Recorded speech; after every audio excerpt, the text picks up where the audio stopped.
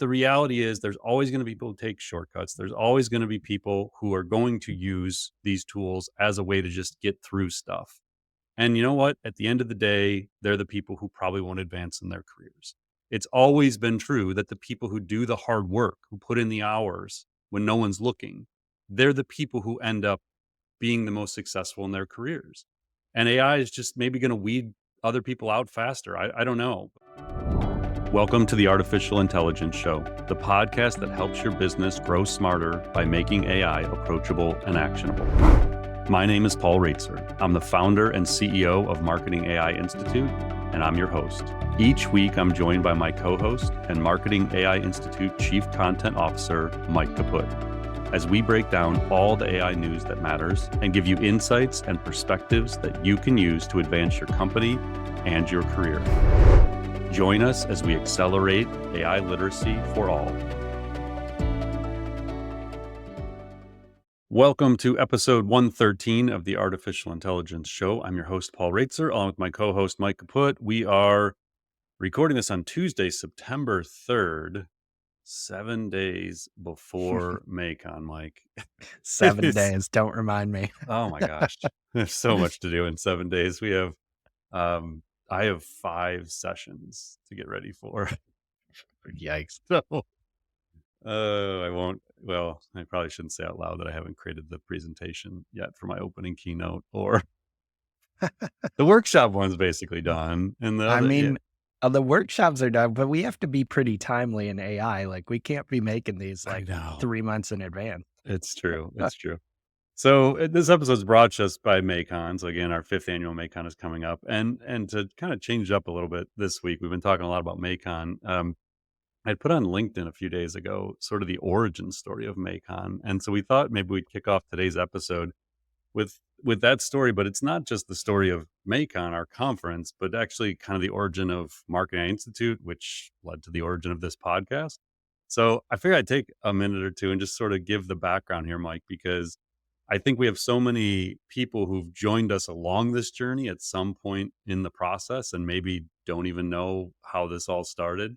So I'll just kind of go through what I put on LinkedIn. And then if you have anything to add, Mike, any context to it, because you were there for the whole ride. So again, if people aren't familiar, Mike and I worked together at my agency prior to this. So Mike started there in 2011, Mike, was it? Yeah, I think it was end of 2012. Okay, 2011, 2012.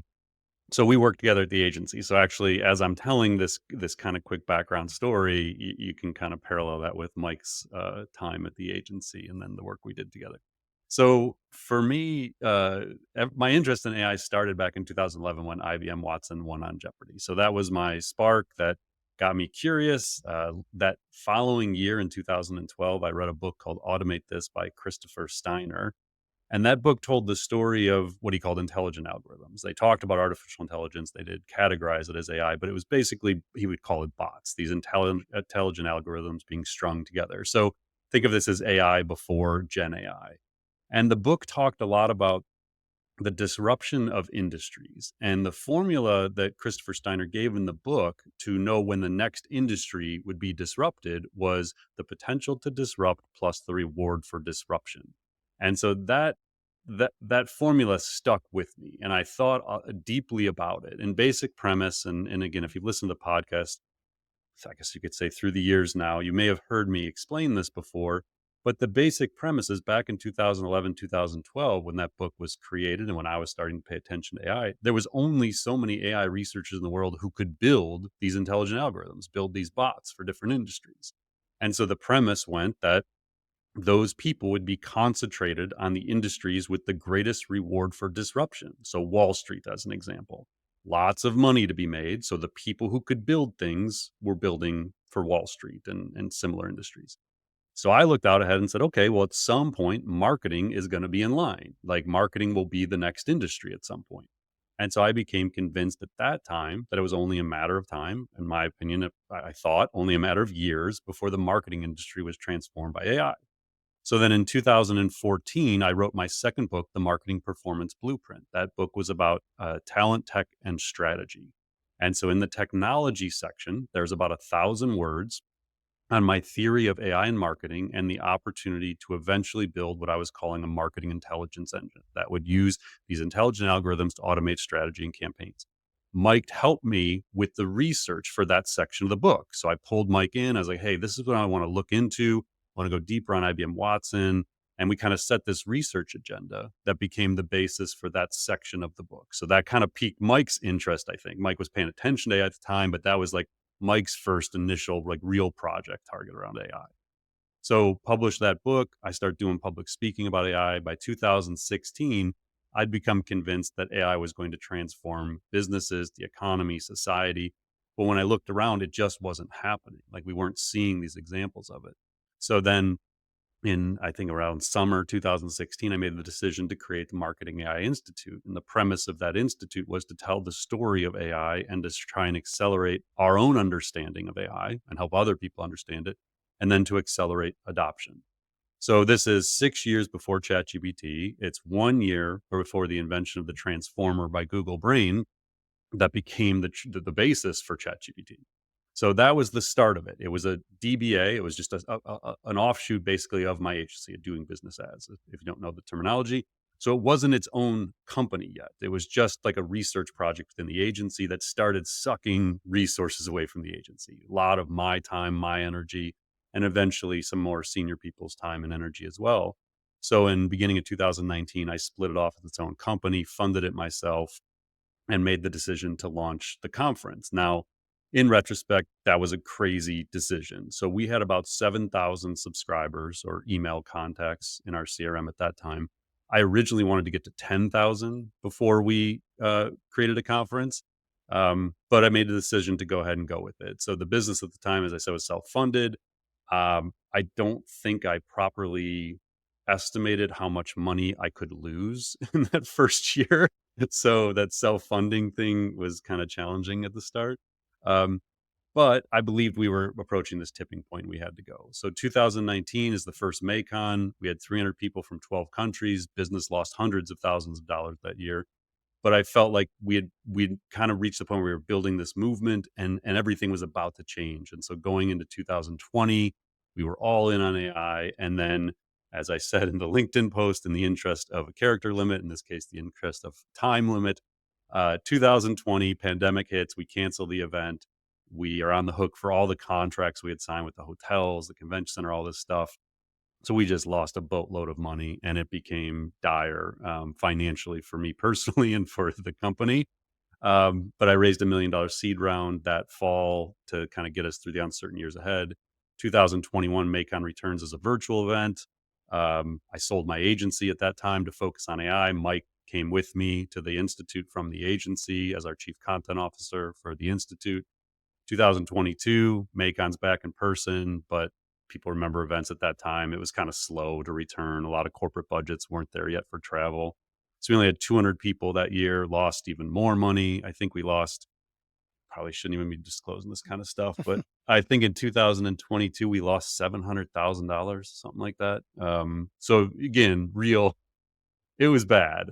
And so by fall of 2022, the funds were running really, really low. I mean, I had like 4 months of burn rate left. And so I was in the position where I had contingency plans A through like Z, basically, of how I was going to fund the company because I was completely convinced that we were on the right path. We just had to survive financially long enough to get there. And then 2 weeks after I go through all this financial planning and figuring out where this is, how I'm going to keep this thing going, ChatGPT launches.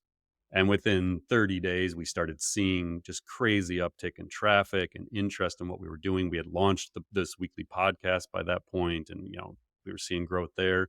And then 2023, generative AI age emerges. March 2020 is the first profitable month in the 7-year history of the Institute. MAICON that summer draws 700 attendees, and we're kind of off and running. And then we get to 2024, we're going to be well over 1,000 attendees this year. September 10th to the 12th in Cleveland for our 5th annual MAICON. And so what I said in the post was like, MAICON is so much more than an event. And again, I understand like a lot of people, maybe they come and it's their first experience. They don't know the backstory, or you listen to this podcast every week, but you don't know the backstory. At the end of the day, it's a small business with 7 people who have just like committed over these 7+ years to build this community because we believed in this vision that things were going to transform, and we wanted to help people figure this out. And so, it really MAICON, the Institute, SmarterX, all this stuff, it's really just a testament to what a team of people can do when they believe in an idea and each other. And so, yeah, I mean, hopefully you'll be with us in Cleveland next week, and now maybe you have a little different appreciation for the story behind the event. But if not, we just appreciate you being along for the journey, whatever that may be. If it's just listening in once a week, then we're happy to have you with us. So yeah, that's kind of that wasn't meant to be a main topic per se, but we thought it might be cool to give a little context as we keep talking about the event to help you understand where the event came from. And um, yeah, the trials and tribulations. I always laugh at that whole idea of like overnight success, and what we've gone through is very representative of what a lot of entrepreneurs go through. And so, if you're an entrepreneur yourself, you know the drill. Like how uncertain everything is all the time, and the risk you have to take on. If you're not an entrepreneur, but you know one, maybe it gives you a new appreciation for what they go through to build what they build. But I believe entrepreneurship is just a fuel to the economy and to innovation and growth everywhere in society. And so, it's just a small piece of our entrepreneurial story, I guess, to share the context of how we got where we are today. Paul, that's an awesome summary of where we've been. I mean, when you put it like that, it's like, "Whoa, yeah, It's wow." kind of wild. And that's the thing is like Mike and I have been through it all together. Like he knows from the inside. And when you're in it, you just, you believe what you're doing is going to work. And every day you just keep grinding and trying things. But when you zoom out and you're like, man, like that, when I had it on the whiteboard, I have 4 months of burn rate left. In the moment, you're just solving for it. You don't like really process what does that actually mean to my Right. life, and at what point do I have to explain to my wife like this is kind of where we're at financially. And luckily for me, as my wife has been so insanely supportive my entire entrepreneurial life, which has been the better part of my career. Um, and so I've always had kind of that support system, and her believing in what I was doing. And so I never had to worry about that piece of it. Is like she was always going to be there to help me solve it. But yeah, I mean, being an entrepreneur and taking big risks is no joke. It's not for the faint of heart. Yeah, and I feel like we need, an annual tradition on November 30th to just send flowers to OpenAI or something It's for basically as an afterthought releasing Yeah. ChatGPT. And I think, it would have worked. This is my thing is like, I didn't know ChatGPT was coming, but we had Right, GPT-3 at that point. Like we right. knew we were at a tipping point. Like I would deeply believe we were going to get there. Mhm. And I think ChatGPT just accelerated it for sure for us and for a lot of other people. But we'd have found a way. We'd have raised more money. I had money lined up if we needed it. I had my own money lined up from selling the agency that I'd set aside to fund it if I had to. Like we weren't stopping, but ChatGPT sure made my life easier. All right, you ready to dive into this week's topics, Let's do Paul? it. All Yeah, more right, strawberries, huh? more Yeah, speaking of OpenAI, they're heavily represented this week because first up in our main topics this week, OpenAI is apparently racing to launch a new AI system, which we've talked about before, codenamed Strawberry, according to the information, possibly as soon as this fall. So, Strawberry is kind of previously known as the Q-Star project or as elements of it that we've talked about in the past couple of years. It basically is representing a major leap forward in problem solving abilities, particularly in math and programming. So, according to sources involved in the project interviewed by the information, OpenAI researchers are aiming to integrate Strawberry into a chatbot, possibly within ChatGPT, and possibly very, very soon. One source estimates it could be as early as this fall. Now, Strawberry is pretty unique, reportedly, in a couple of different ways. So, first, it can reportedly solve math problems as not seen before, which is something that today's AI tools can't do. And we'll talk a bit about why that's important. Second, when it is given additional time to think through problems, it can also better perform more subjective tasks. So, some of the examples given by the information include, say, answering questions about a product marketing strategy. OpenAI employees also demonstrated that Strawberry can solve a complex word puzzle like the New York Times' connections game. Now, interestingly, Strawberry also appears essential to OpenAI's upcoming new flagship model, which is codenamed Orion. The information reports from a source that OpenAI is using a bigger version of Strawberry to generate synthetic training data for Orion. So, if this is true and if it works as intended, it basically means OpenAI could overcome these limitations that right now are inherent in AI training, this need to find more and higher quality real world data to feed models so they can become smarter. So, Paul, there's been just an upswing in talk and rumors about Strawberry recently. How seriously are you taking this most recent report and just generally the commentary around the capabilities and potential release date of Strawberry? Yeah, when we first started talking about it, it was a lot of rumors, but I think it was Reuters that had the article. So back in episode 106, we kind of went a little deeper on this topic and explained what the Reuters article said about it.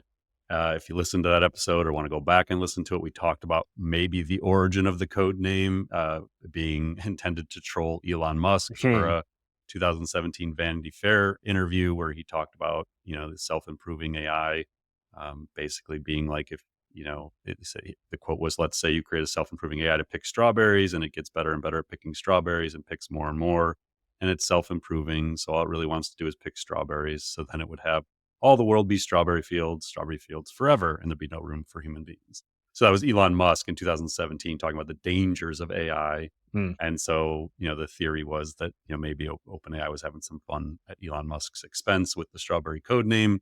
But the basic premise back in episode 106 is, as you had kind of mentioned, it's all about reasoning capabilities and improvement in reasoning capabilities. The project's goal in the Reuters article was said to enable AI to plan ahead and navigate the internet autonomously to perform what OpenAI calls deep research, um, but it's basically tightly guarded.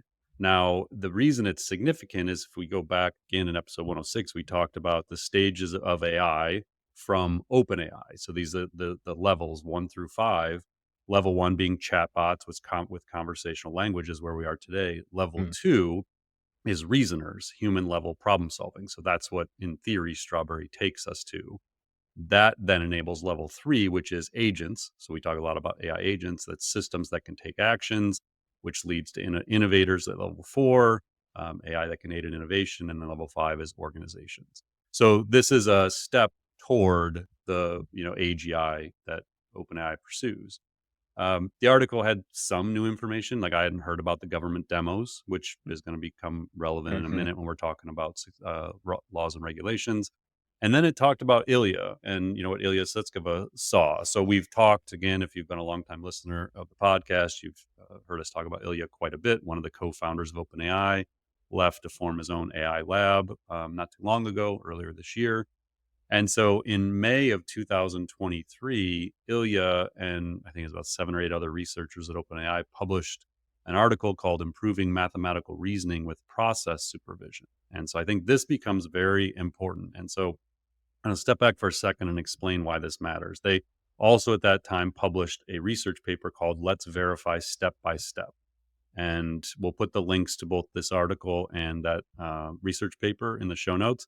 But I think this is probably going to end up being the early, like OpenAI often publishes things far in advance before they release the things. And I think this paper is probably the blueprint to Strawberry if we go Hmm. back and look at it. So the basic premise here is when you're training these models, they use something called reinforcement learning. So basically, they train the model, and then the model is either taught to do something by giving it a reward, like a goal. So if you think about, we've talked about AlphaGo when Google DeepMind, trained AlphaGo to win at the game of Go. The reward function is winning, like it's earning points, or something. That's why they often train in game systems, because in games there's a definitive endpoint. There's a reward function that the AI is seeking to achieve. But when you're building these generative AI models, there is no perfect outcome per se. There's no points to be earned, there's no game to win at the end. So you have to develop a way to reward the model through this reinforcement learning in the process. And so in the when you're doing, like, say you're writing an article, how do you know if it's written the article well. Well, right now they use this reinforcement learning through human feedback where a human looks at output A and output B and says output B is better. Like that's the reward function basically, is the human saying this is a better option, then it learns to do it like that.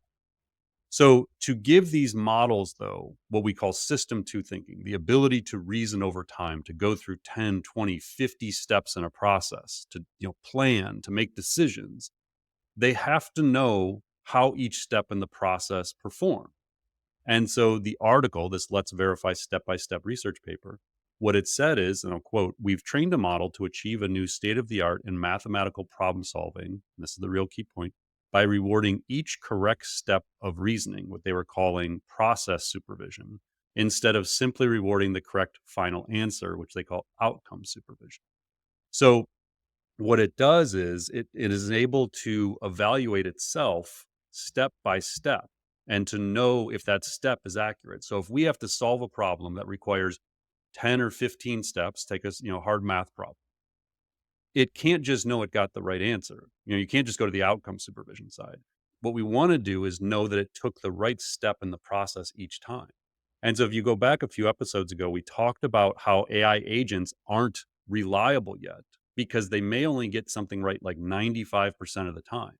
So to get to that level 3 from that we just talked about with OpenAI, the AI agent level, we have to remove hallucinations and errors. How do you remove hallucinations and errors? You make sure every step of the process is done correctly. How do you do that? By giving the model the ability to do this process supervision. So back in May of 2023, I think OpenAI laid out for us exactly what Strawberry was going to be. It was a Mm. way to not only enable these models to do reasoning and planning and make decisions and eventually take actions, but it was actually the process of the model evaluating each step along the way as having a reward function to doing the step correctly. And so that's where I think we're going to hear a lot more conversation going. And the information article did talk about this idea. It said Strawberry has its roots in research. It was started years ago by Ilya, then OpenAI's chief scientist. He recently left, started competing lab. Before he left, OpenAI researchers Yakov and Sisman built on Setska's work by developing a new math solving model, QStar, alarming researchers focusing on AI safety. Because again, once these models can do this, once they can remove the error rates or dramatically reduce the error rates, they can remove the hallucinations and they can give themselves the rewards along the way. Now they develop the ability to improve themselves because now they can find. So if you take a 10-step process and it finds an error in step 3 and it can go back and fix the error. So self correcting AI, that's when we get into a situation where these things can take off pretty quickly in their capabilities and their impact on jobs and businesses and all that stuff. And that's why we talk a lot about not where models are today, but where they're going. And you can follow the path of this research from, Google, from OpenAI, from Anthropic. Like you can see where this stuff is going. You just have to read the research papers they've published. And you look at the capabilities within those papers that aren't here yet, but you can make an assumption 1 to 2 models out, they're going to be there. And this is the whole premise of my opening talk at MAICON. It's like the Mm. road to AGI. Like it's laid out before us. We can look at the research and we know what they're working on. And if you just make some assumptions about those things becoming true, then we have a general idea of what the future, the near term future, looks like. Yeah, that's a really important point. It seems every time we talk about AGI, we always want to kind of qualify like, oh man, this sounds a little out there, but this is the base principle they're assuming could happen at some point when they make these arguments. And now when you layer on top of that, oh my gosh, we're actually hearing reports that they're starting to do something related to it. Then you have to start completely reframing this as Right. not exactly science fiction, but possibly the near future. Yeah, and I think one of the other, key points the information article made is that, and we've talked about this idea on the show before, like the GPT-4 model we all got in spring of 23 is not GPT-4 full. Like we got the scaled down version, the safe quote unquote version of that model. And they said in this article, Strawberry, when it comes out, if it comes out in ChatGPT, like if it's part of the chatbot, they said the Mm. chatbot version is a smaller, simplified version of the original Strawberry model. It seeks to maintain the same level of performance as the bigger model while being easier and less costly to operate.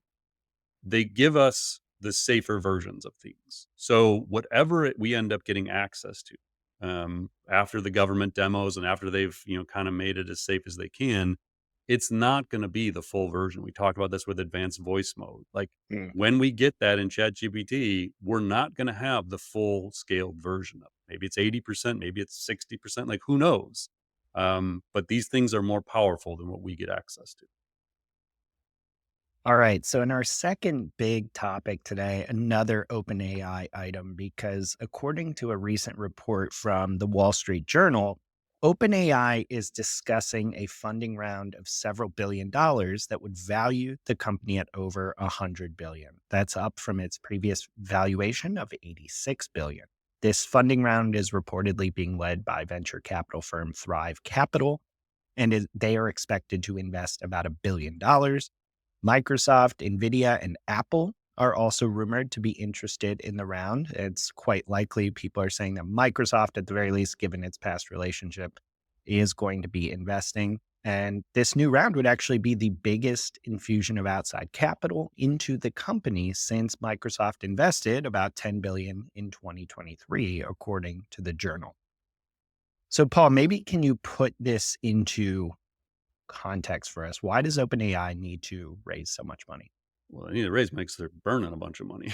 I mean, like they're making money. Like their revenue is skyrocketing. So the article I think said earlier this year it was reports that OpenAI's revenue was 3.4 billion on an Yeah. annualized basis. They're up to 283 million per month or something like that. So they're generating money, but they're spending way more than that. My first reaction to this is billions doesn't seem significant enough. Like, Yeah. I read the article twice because I was trying to figure out what I was missing. I don't understand why they would raise 3 billion, 5 billion, 10 billion. Like that's just not enough money. Mm. If you consider XAI, Musk's startup raised 6 billion as its first round. Anthropic, I think their latest round was what, 4 billion or something like that. Yeah. So anything south of 10 billion just seems irrelevant. Like, Mm. unless they're just trying to clear off some vested stock from employees or something, like, I don't know, it makes no sense to me. Like, I would expect a round of like 50 billion. I would have been like, okay, yeah, that's legitimate. That's a decent amount of money to get them through like 18 months, which is normally what you would raise a round to do. Mhm. So my only assumption here is it's more likely they're setting the stage for an IPO. But to do an Mhm. IPO, like if it's anything south of 10 billion, it has to either be to get clear out some employee stock or just a bridge to an IPO. But they have the complex corporate structure that they would have to take care of before they could think about an IPO. So again, if people listen to the podcast a long time, they're actually a nonprofit, and then there's a Mhm. for-profit entity underneath that. Um, but the investors in that for-profit entity don't actually get equity; they get profit share in essence. So like Microsoft has 49% share of OpenAI's profits. I think it's up to like 100 billion. Like there's a cap on that profit. Um, but they would have to change the structure, I believe, to eventually have an IPO. But that's my big take is it's just not enough money. Like for what Mhm. Sam's trying to do. I mean, we talked episodes ago about 7 trillion being like half joking, but like I think that it's way more likely that they would be raising 100 billion or 500 billion. And in that case, it's like you might as well just IPO.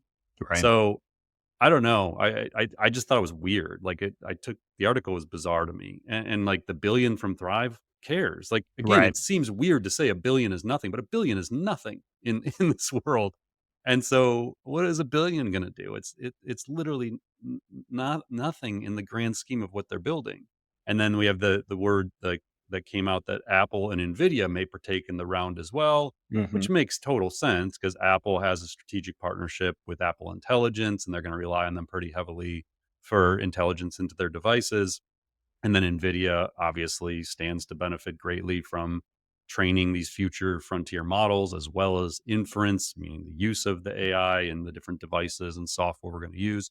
So, but again, like what are they going to invest? 100 million? Like who cares? Right. So I don't know. I'm really intrigued to see what this ends up actually being. I totally believe they're actively raising the money. I think $100 billion valuation that's being reported is low. I think it ends up being way more than that. That's probably a pre-money valuation. Mm. So, if they raise 50 billion, then it's $150 billion valuation, which is a little bit more reasonable. But I don't know. The numbers just aren't adding up. Is kind of my main takeaway here.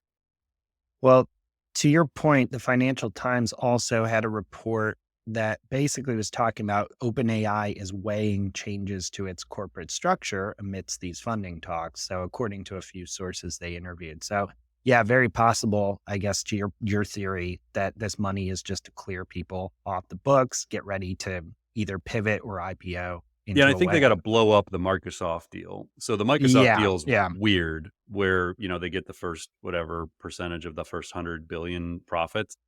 But if you just restructure the company and you give Microsoft true equity, then that deal can go away. And so I think to get like Apple and Nvidia and other partners in, Hmm. they're going to have to just like clear the table of how they set this all up to begin with, and that's going to take time. So as I said, maybe this is just a bridge round to clear the table so that they can do the bigger thing because they just got a mess to clean up with their corporate structure. Yeah, what a wonderful world where a few billion is a bridge round in AI, you know? Seriously. That's not even going to cover the training run for Orion. It's just nuts. All right. So, in our third big topic today, an update on an AI safety bill we've talked about quite a bit. California's controversial AI safety bill called SB 1047.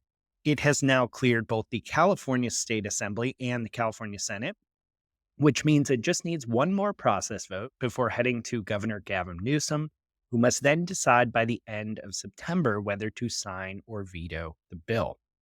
As a reminder, SB 1047 requires AI companies operating in California to implement several safety measures before training advanced foundation models. So, these precautions include things like the ability to quickly shut down a model in the case of a safety breach, protection against unsafe post training modifications, and maintaining testing procedures to evaluate potential critical harm risks. Now, this legislation, like we've talked about, has faced some criticism from major players in the AI industry. OpenAI is pretty much against it. Anthropic has pushed back on some things, but appears to be largely for it. And critics, though, have argued that the bill focuses too heavily on catastrophic harm and could negatively impact innovation, open source development, and other areas where AI is moving forward at a pretty rapid clip. Now, the bill has undergone some amendments, which Anthropic proposed some of these. These included replacing potential criminal penalties with civil ones and narrowing some of the enforcement powers under the bill. However, people are still not entirely happy with this. So, Paul, can you kind of just walk us through what the significance is of this particular bill in California for US regulation of AI as a whole?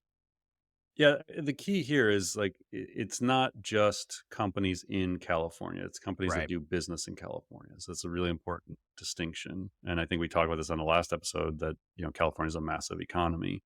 Um, I mean, I don't know, I just like focus here on like why this matters. Like we keep talking about SB 1047 and like what is the significance to people. Um, I think that it comes down to a few things. So there was a article, I think this is Wall Street Journal. We'll put the link in. It said AI regulation is coming. Fortune 500 companies are bracing for Mhm. impact. So I thought this is a good one because it's like, what does this mean to corporations? So this article said roughly 27% of Fortune 500 companies cited AI regulation as a risk in recent filings with the SEC. One of the clearest signs yet of how rules could affect businesses. A recent analysis by Arise AI, which is a startup building a platform for monitoring AI models, shows 137 of the Fortune 500 cited AI regulation as a risk factor in annual reports, with issues ranging from higher compliance costs and penalties to a drag on revenue and AI running afoul of regulations. The inability to predict how regulation takes shape and the absence of a single global regulatory framework for AI creates uncertainty. That was a quote from credit card company Visa. And then it said some corporations are hoping to get ahead of regulation by setting their own guidelines. And this is, I think, an important takeaway is We just don't know. And this is like why having your own internal policies are really important. Understanding the regulations of your own industry that AI may fall under already is really important. Mhm. So I think there's a element here that this uncertainty matters to businesses. That if this gets signed into law in the next 30 days, then maybe you got like 6 months to comply with this. Well, that's gonna boil down to everybody. Like the CMOs all of a sudden gonna have to care about this law. Everybody's gonna have to like understand it. And this isn't it. There's like hundreds of AI related laws going through states right now. So there's just like massive uncertainty. The one thing that seems almost like a given in this is the models are going to take longer to come out. So, like, what I mean by that is whether SB 1047 passes or not, we're going to talk in the next rapid fire item coming up about the US AI Safety Institute and what's happening there. But what's going to happen is these companies are going to be working with the government, even if it's voluntarily, to try and convince them that these models are actually safe. And so they're going to open up access to the models. They're going to demonstrate these to governments, as we learned in the previous topic with OpenAI demoing Strawberry to the government. So what's going to happen is the models will be done, but now they got to go through additional layers of safety and eventually additional layers of regulation. So we may go from a 8 to 12-month cycle of the next frontier model coming out to like an 18 to 24-month cycle. So what that means to us as users, as business leaders, as practitioners, is when we finally get GPT-5, whether SB 1047 is in place or not, whether government, federal government puts some regulations in place or not, we may be on a 2-year run now before we see GPT-6 Mm. because they're going to train this thing, they're going to build it, and then they're going to do their own red teaming for 5 months, and then they're going to bring the government in and show them what they've got. And it's going to take longer. And so I think what we'll continue to see as users of this technology is the iterative deployment that we're actively seeing from Google and OpenAI in particular. Anthropic is following the same capability, where rather than doing massive model drops, where we just go from one and we get an order of magnitude better model 12 months later, I think we're just going to see over an 18-month period, every 3 6 months, some new capability. Now we have video capability. Now we have advanced voice mode capability. And they build these models in an iterative way where Mhm. now they can just go show the government or the regulators, okay, we're going to launch voice mode in 3 months.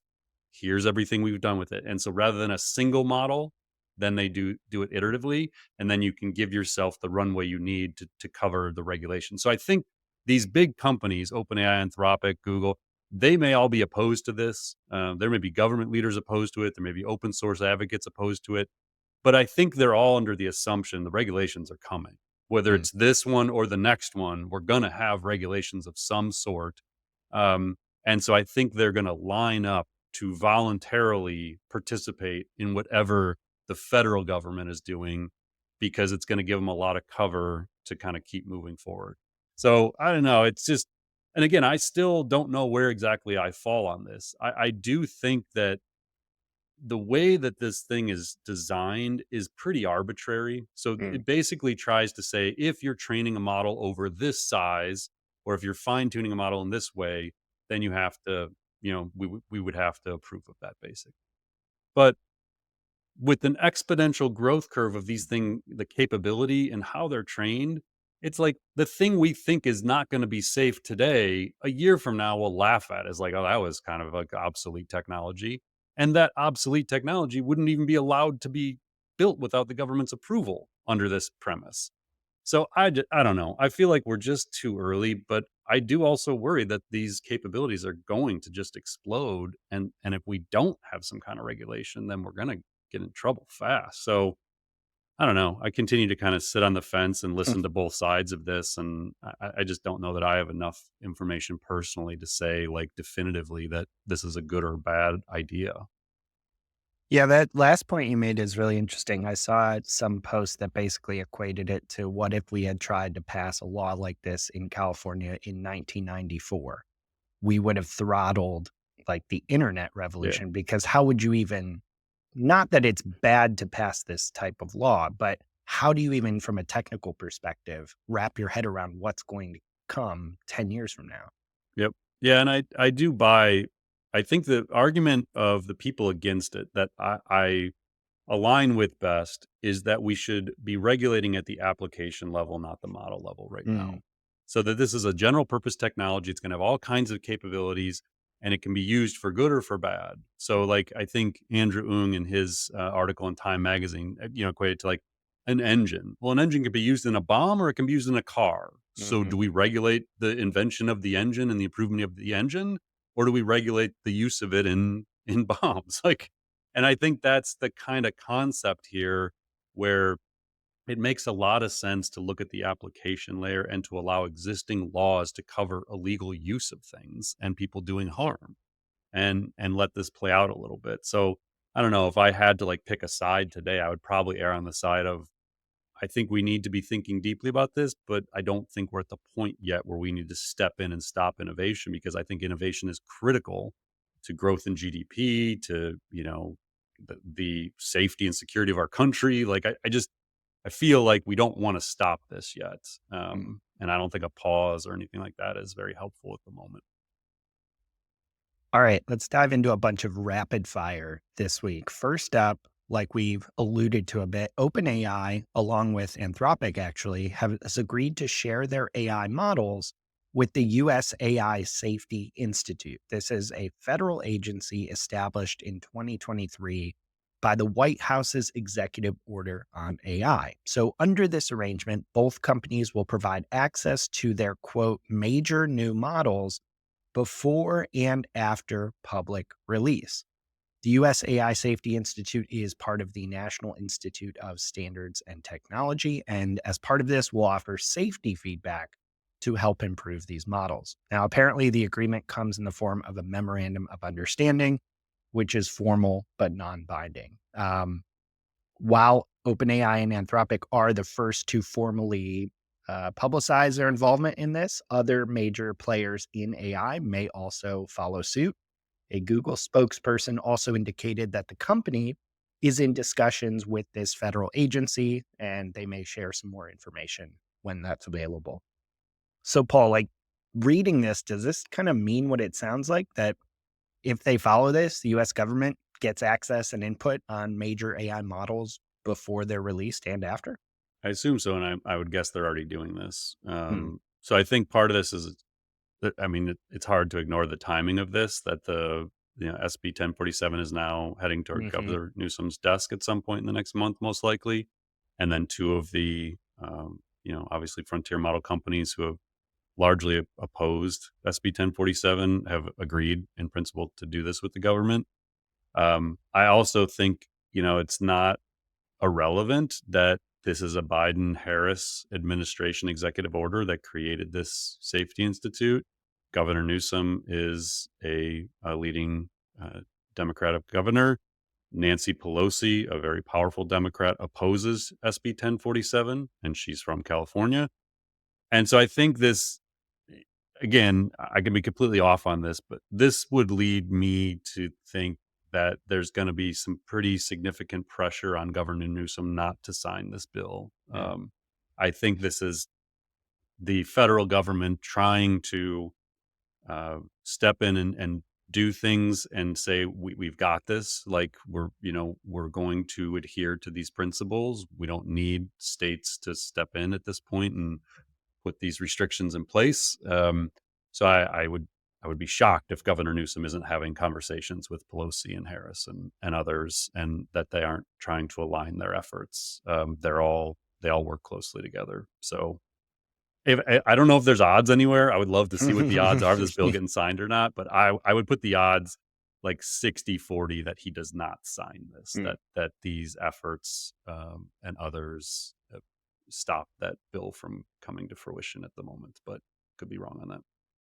So, in some other AI legislative news, OpenAI has announced its support for another California bill, which would require tech companies to label AI generated content. So, this bill, which has kind of flown a bit more under the radar with all the SB 1047 stuff, is known as AB 3211. and it aims There's going to to be a address. quiz afterwards, by the way. Oh, I like, no kidding. remember what all these bills are. I'm learning a lot as we do research for this. So, AB 3211 aims to address concerns about the potential misuse of AI generated media, especially in the context of political misinformation. And so it aims to do that by requiring watermarks in the metadata of AI generated photos, videos, and audio. Interestingly, it also requires large online platforms to label AI generated content in a way that your average user can understand. So, unlike its opposition to SB 1047, OpenAI has expressed support for this bill and the overall mission of watermarking synthetic content. And this bill has passed the California State Assembly, and it's going to go to a full vote in the state Senate. If it does pass that, it'll be in the same kind of position as SB 1047, going to the governor's desk for a decision by the end of September. So, Paul, this seems like a little more tangibly focused on what we know to be an existing problem in AI. Like, how necessary is some type of legislation like this around watermarking, around figuring out what's real and what's not? Yeah, this would be the application layer we were talking about. This makes total sense to me. Like, I would love to hear the opposing opinions of like why we wouldn't do this, but I think it's pretty obvious that misinformation, disinformation, synthetic content is flooding the internet, and it's only going to get worse, and it's going to look very real in all modalities: text, image, video, audio. Like, it's going to be indistinguishable. And so the idea of being able to know where something came from and how it was created makes a ton of sense. Like, I think we're going to want to know when something was human generated or not, or um, how much AI played a role in it. So yeah, I mean, this is a very logical application layer bill, in my opinion. All right. So, next up, Amazon is actually set to unveil a revamped version of its Alexa voice assistant, but it's going to be powered primarily by Anthropic's Claude AI models rather than their own in house technology. So, this shift comes as Amazon is getting ready in October to release this version of Alexa, which is a paid version that they're calling the quote, remarkable version. And according to sources familiar with the matter who spoke to Reuters, Amazon is deciding to use Anthropic's AI because they have some performance issues with their own models internally. According to Reuters, initial versions using Amazon's in house software reportedly struggled with response time, sometimes taking 6 or 7 seconds to acknowledge and reply to prompts. So, this new remarkable version of Alexa is going to need more sophisticated AI because it offers more advanced capabilities, including the ability to engage in complex conversations, provide shopping advice, and do things like order food or draft emails for you. Amazon actually plans to charge for this between $5 to $10 per month while still offering the classic Alexa for free. Amazon has not officially commented on this yet. This is just from Reuters, but Amazon does have a minority stake in Anthropic. So, Paul, this kind of seems like quite an interesting development. If true, it would seem to indicate Amazon's a little behind the ball in the generative AI race. I'm going to save them about a year of testing. I'm going to tell you right now, no one is paying $5 to $10 a month for remarkable Alexa. Like, you can do whatever you want. That is not a business model I would be pursuing. There's going to be too many options. Intelligence is going to be commoditized within devices. I don't need remarkable Alexa for Hmm. $5 a month. So that's one. Two, if I'm not mistaken, Amazon, Anthropic's raised like 7 billion. I think Amazon's like 4.5 of it. Yeah, it's a Uh, significant chunk. yeah. So if we were in the age of like these frontier model companies actually getting acquired, I would be like very bullish on Amazon acquiring Anthropic at some point. I don't think that's going to happen. Hmm. An acquihire, which is the playbook right now being run in big tech, I don't think that's going to happen either. I don't see Anthropic like selling out, but I could be wrong there. Um, I can't help but like think how crazy it is that Siri and Alexa were like a decade ahead of their time. Hmm. And yet Apple and Amazon both somehow missed this. Like Google Assistant too, I guess you could say. They were in voice assistants so far before the generative AI age hit us, and yet here we have Amazon turning to Anthropic for help to fix something they've probably spent $100 billion on developing over the years in marketing. And then, I mean, Apple's supposedly, not going to infuse OpenAI's voice technology. They're doing their own, but maybe they eventually change their mind on that when they realize Amazon or OpenAI's is better. Um, just wild that this is where these voice Yeah. assistants are ending up. It's kind of it'll make for great Harvard Business School case study 10 years from now of how did they miss this massive transformation of a product they were so far out ahead of. No kidding. All right. So next up, AI is about to get a pretty serious spotlight on it. And this is coming from one of the most famous media celebrities alive today because Oprah is running an ABC special on AI that airs on September 12th. In it, she's going to talk to AI leaders like Sam Altman and Bill Gates. She's going to talk to popular tech reviewer Marquez Brownlee and government officials like FBI Director Christopher Wray to, quote, provide a serious, entertaining, and meaningful base for every viewer to understand AI and something that empowers everyone to be part of one of the most important global conversations of the 21st century, according to ABC. The special is titled AI and the Future of Us, an Oprah Winfrey special. So, Paul, why are we talking about this? Why does it actually matter that someone like Oprah and her kind of profile is now covering AI like this? It takes AI mainstream. So, we all live it every day. We talk about it on this podcast every week. To us, it's everywhere. Like we see it and hear about it all the time. To the average citizen, it, it's nothing. Like Yeah. they're aware of ChatGPT. They see the ads for Google AI or Microsoft AI, but they don't really know what's going on. And so I think, this is the kind of thing where you could look back 5 years from now and be like, oh yeah, the Oprah special, that's when things Mm, started tipping. Because, we've talked about this when it comes to politics. Like, why isn't it a bigger conversation from either political party in the United States right now? It's because they don't know where the votes would come from. So that it's not a big enough issue in the United States yet that they're even talking about it on the campaign trail when it may be the most important thing to the future of education and the economy in the next administration. Like in the next 4 years, everything changes. The infrastructure of the United States, the educational system, the business systems, the economy, jobs, and it's not even being talked about. Why? Because mm, nobody cares yet. And so an Oprah special like this has the potential to change things to where the average American citizen all of a sudden cares and has an opinion or has questions about how it impacts them and their family, their schools. And that matters. So yeah, I mean, I'll be very interested to see how they cover it. They have a hmm diverse perspective. They've got Gates and Altman, but then they do have uh, Harris, the guy who did the Netflix special, I think, about AI Yep. being bad. So they're going to give a varying opinions, and it'll be very interesting to see how they treat it, and then how people react to it, and if it becomes a political campaign topic after this. I could see Right. this as a tipping point where all of a sudden the campaigns have to talk about AI because Oprah talked about it. Yeah, I think that last point's interesting because I wonder just day in, day out, how many people in our kind of network and circle, you hear so many people saying like, oh, AI's played out, it's overhyped. And there's plenty of hype, but I think people underestimate how it has not really broken containment yet for the vast majority of people out there. Yep.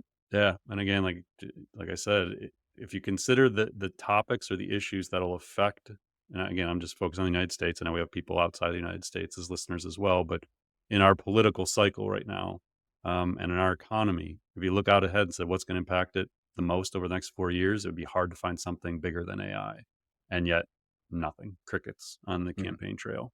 So yeah, I think it's really be really fascinating to see if it changes things.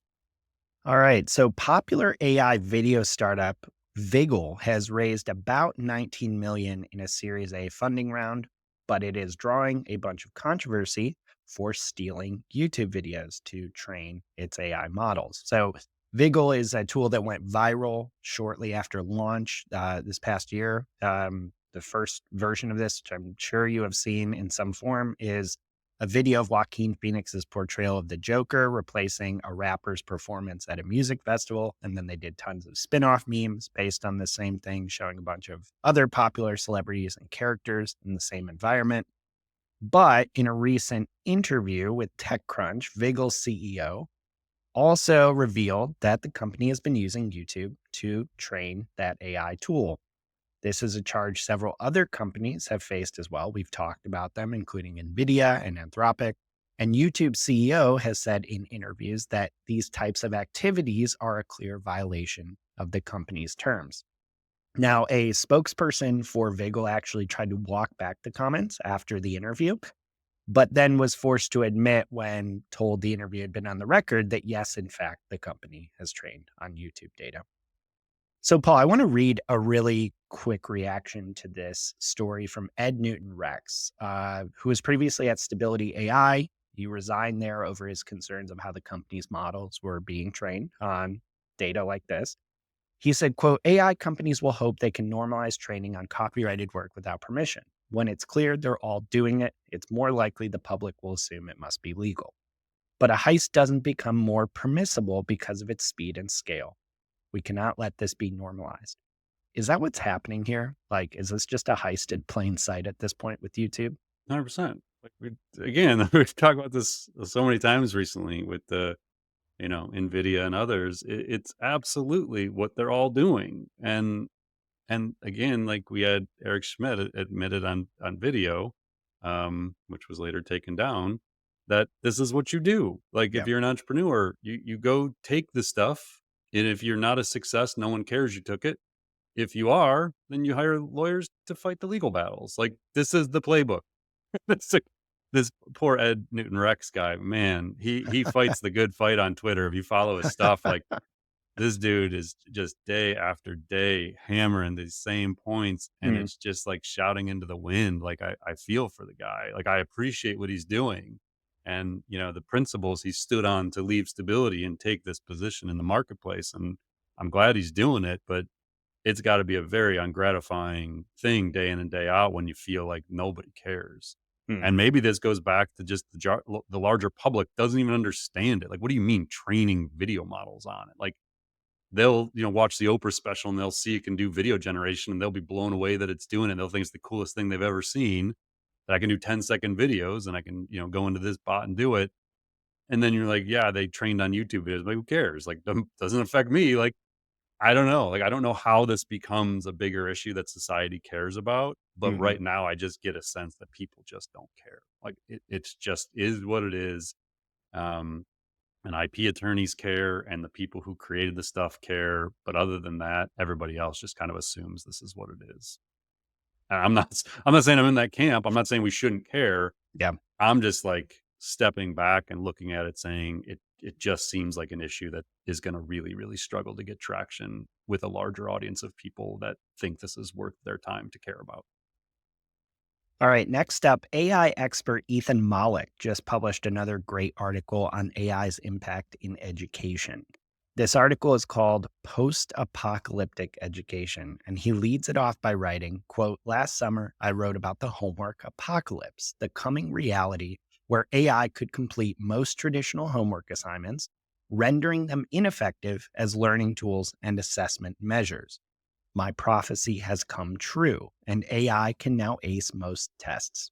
Yet remarkably little has changed as a result, even as AI use became nearly universal among students.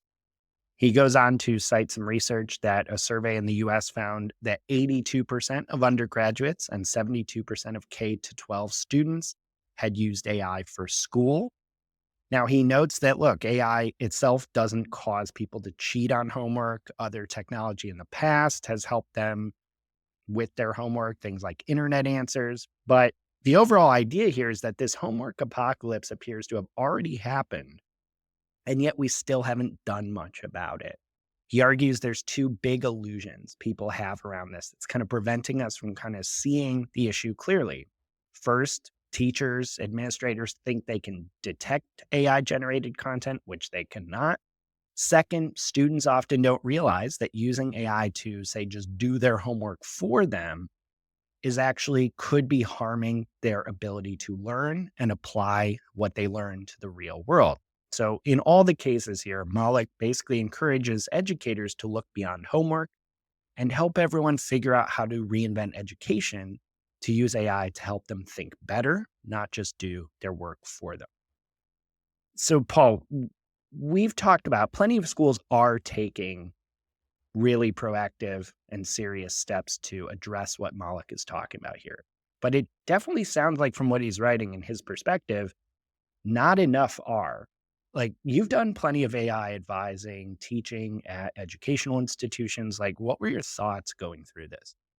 There was one paragraph that really stuck with me. So he said, people are exquisitely good at figuring out ways to avoid things they don't like to do. And as major news analysis shows, most people don't like mental effort. So they delegate some of that effort to the AI. In general, I'm in favor of delegating tasks to AI, but education is different. The effort is the point. So this actually takes me back to my junior year of high school. I was in math class. I hated math class. I hated word problems more than anything. I just couldn't do them. They were, for whatever reason, to this day, I struggle with word problems. And I remember doing them and I was getting really upset. And so I raised my hand. I said to Mr. Flandera, St. Ignatius High School, it's like, why do we have to do this? I'm never going to have to do this in my real life. Like, why are we doing this? And he looked at me and he said, because it's hard. And I just stared at him and I realized that moment, like, oh, I get it.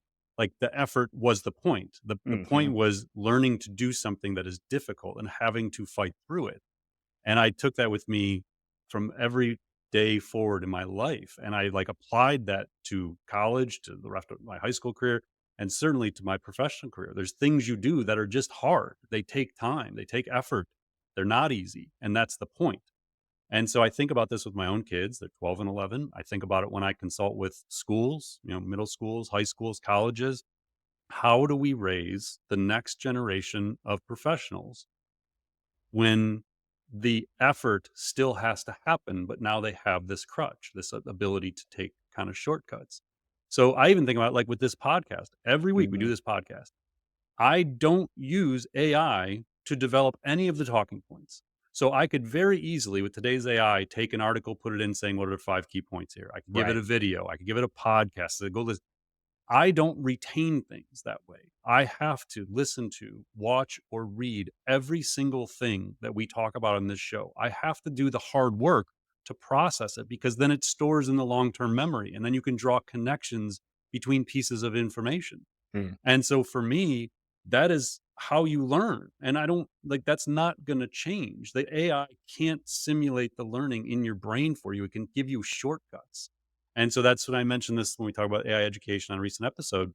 It's how I teach my kids how to use AI every day. It's not a replacement for creativity, imagination, critical thinking. Like, it's an assistant. And I know that isn't always going to resonate with them, but especially the critical thinking part. I think the creativity and imagination they get at a young age. The critical thinking is a little bit more of a stretch. So I have to like explain that and give them examples. But to teach people it is an assistant, but the reality is there's always going to be people who take shortcuts. There's always going to be people who are going to use these tools as a way to just get through stuff.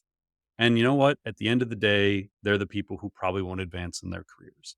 It's always been true that the people who do the hard work, who put in the hours when no one's looking, they're the people who end up being the most successful in their careers. And AI is just maybe going to weed other people out faster. I don't know. But Mm. yeah, I think it's really important that we remember that yes, these tools can summarize podcasts and give you the 2-second recap of an article, or you can watch a short video on TikTok for 10 seconds. That's not learning. Like that is not how we process things, how the human mind works and how it retains things over time and draws connections. And those are the things you need to, really develop intelligence and capabilities and like true competency and mastery of a topic. Yeah, I'd probably argue, at least on a long enough timeline, that's probably the only thing unique we will have. Yeah. As human professionals, your unique blend of experience and connecting the dots in that long term memory is going to give you the only unique advantage to using these tools for all the other stuff, right? Correct.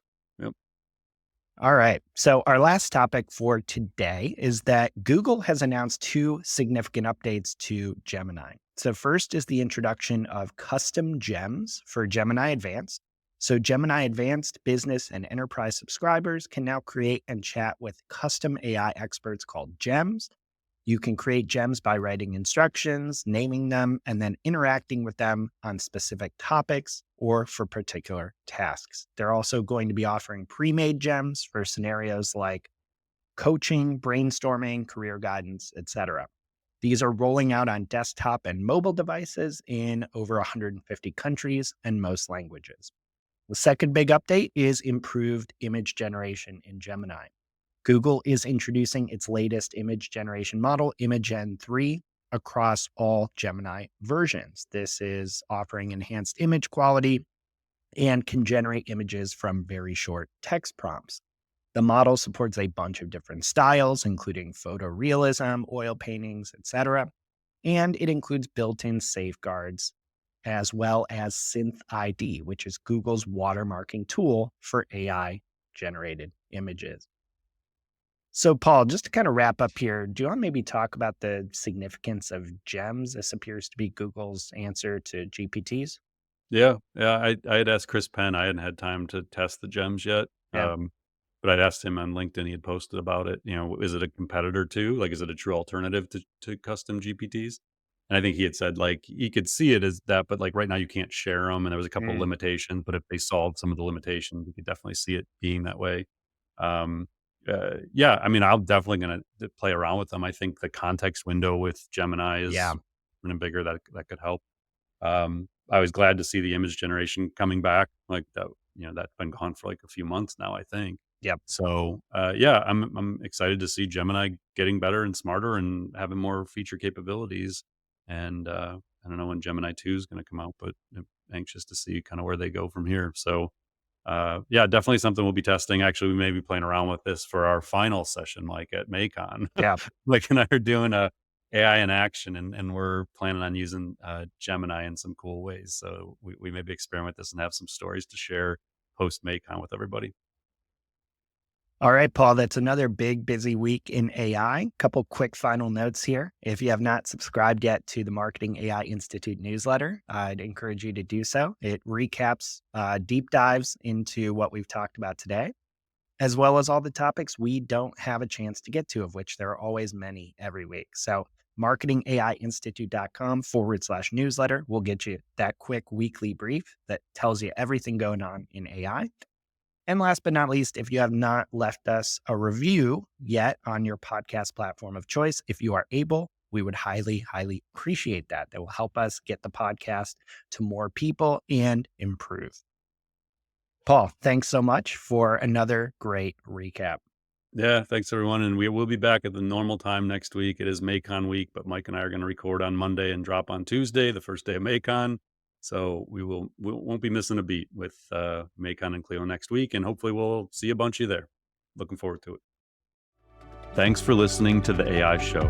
Visit marketingaiinstitute.com to continue your AI learning journey and join more than 60,000 professionals and business leaders who have subscribed to the weekly newsletter, downloaded the AI blueprints, attended virtual and in-person events, taken our online AI courses, and engaged in the Slack community. Until next time, stay curious and explore AI.